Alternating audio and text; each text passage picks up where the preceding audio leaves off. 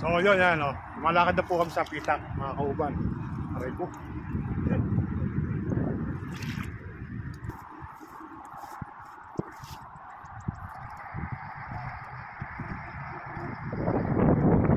Yan po yung dinaanan namin. Lubog po hita tuhod.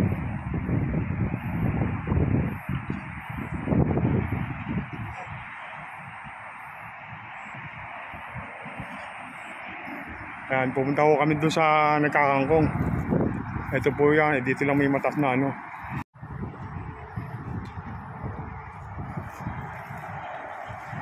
Yo, si kuya, paahon na yata ng kangkong.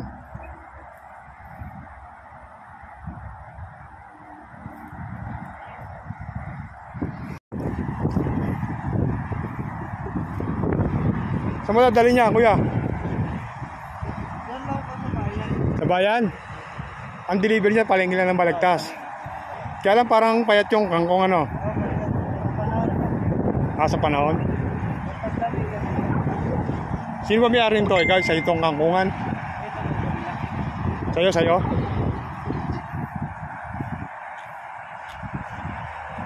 Dinideliver ba kay Tiso yan? Hindi, kaya ano to? Kaya to? Sa ano lang? Kaya to. Kasi yung kay Tiso pang Maynila eh no? Oo, pang ano pa rin sa kanila eh. Bilitawa.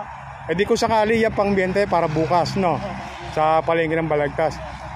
Kaya lang payat yung kangkong no?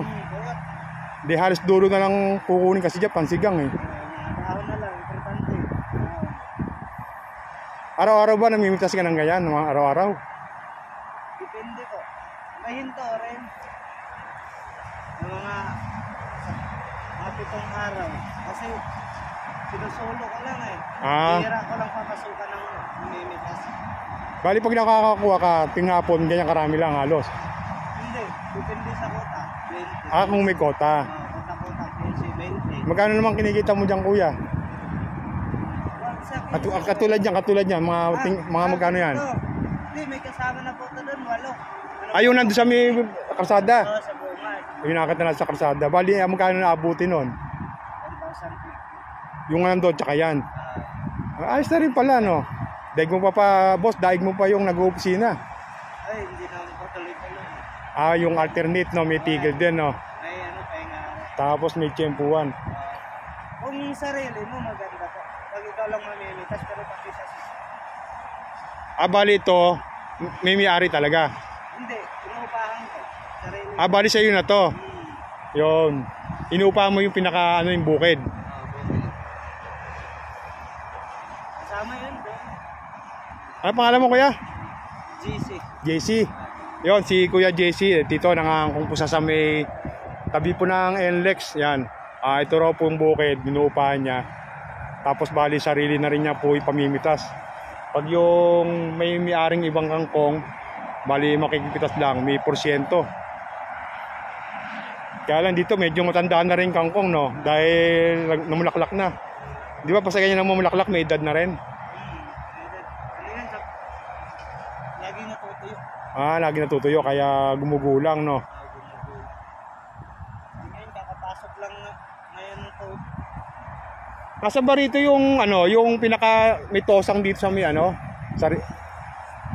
lang po. yung minakita kami doon yung kinukuhanan ng tubig.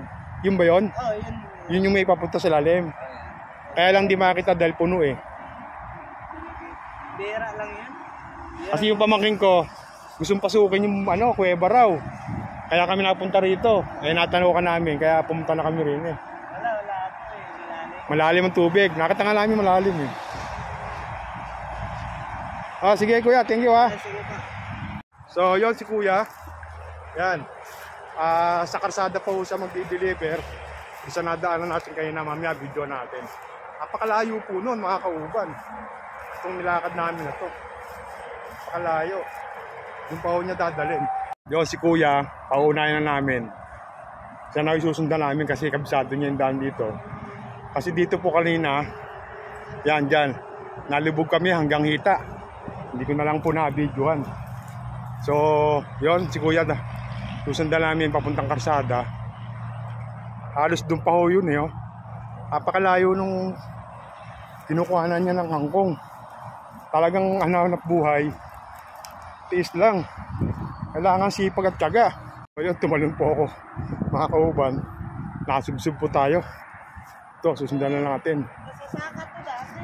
Kaya tinataniman ko na lang yung kangkong. Dati pala nakatanim. Ayan ko yan. Talaga.